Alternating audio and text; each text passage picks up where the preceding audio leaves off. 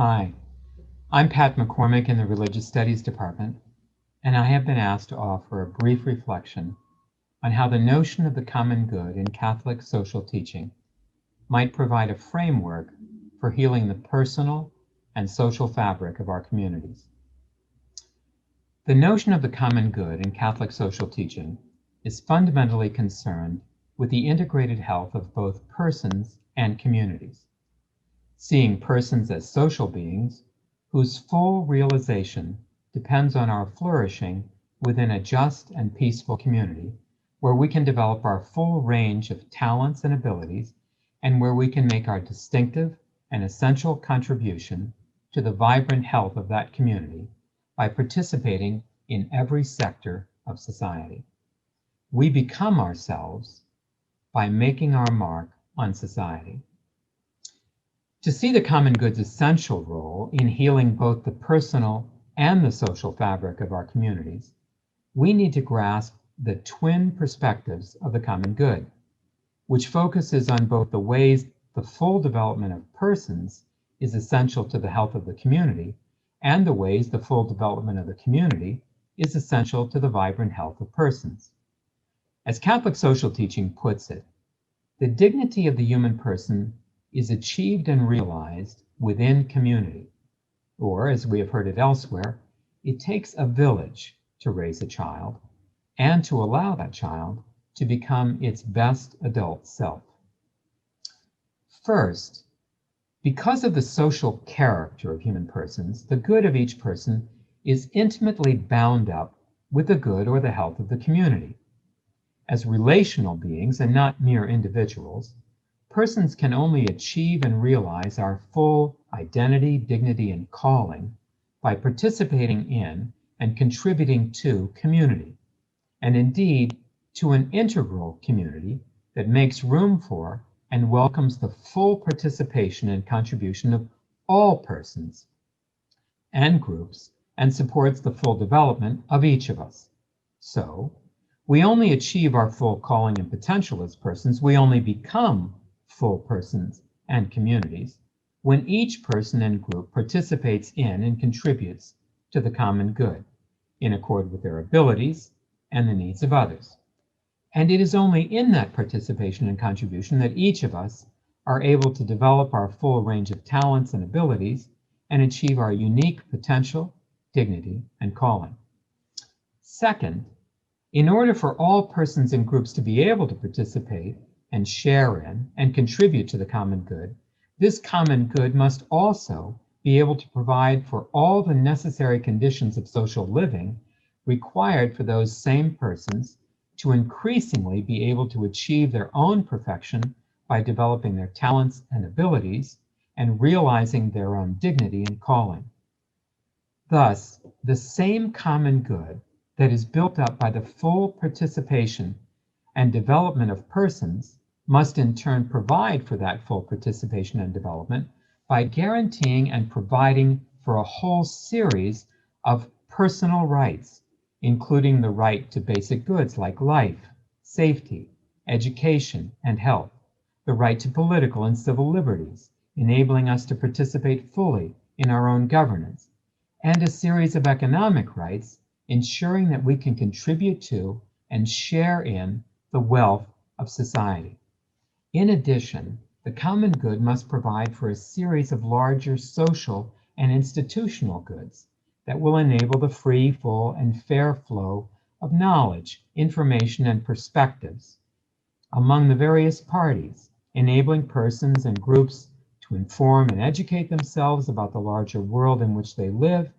and to negotiate and resolve differences and disputes through reason, dialogue, and discourse. Because the common good is concerned with the organic health of communities, it must ensure just and peaceful communication among all its members. And finally, the common good provides for the full development of all persons by enriching and enlightening each of us, by immersing us in a diverse communion of talents, perspectives, and voices. Just as each person develops their talents by participating in and contributing to the common good, so too the commons created by this diverse quilt of labors, becomes a school in which each of us is enriched and educated by the participation and contribution of others. We might think of the common good as a building or public work that is constantly being constructed by all the members of a community, and that this shared labor allows all these persons to develop their talents as designers, artisans, builders, engineers, architects, bricklayers, plumbers, electricians, and others. And it allows them to contribute to the improvement of their community by participating in this common project, which is indeed making them both a vibrant community and whole persons at the same time. Simultaneously, we could think of the common good as a building which must provide the necessary spaces where the full development of all persons will be provided for. And so, within this public work being constructed through the full participation and distinctive contribution of all parties, there is a need for classrooms providing for education, hospital rooms providing health care, meeting halls and voting booths for political participation, and trade schools, employment centers, and social security offices to meet economic needs. There is also a need for heating and air ducts, wiring and phone lines, corridors and hallways, and safety exits for the free, full, and fair flow of traffic and communication, and for the safety and health of all. And finally, there is a constant need for reconstruction and repair as we discover and address the flaws and imperfections in this public work and continue our ongoing efforts to build a more perfect union. The common good is both a public work being built up constantly through the contribution and participation of all persons, and a public space providing for the ongoing construction of full human persons. In this sense, perhaps, a university provides an even better model of the common good, as this public work invites persons from every profession and discipline to make their contribution to the common good and develop their full range of talents and abilities by participating in the shared labors of education. Indeed, in the life of a university, the participation and contribution of those who fund, build, repair, and maintain the lands, the buildings, and the spaces of the university join with the labors of those whose talent and abilities enable them to engage in administration, service, and governance, and those called to advance research and teaching,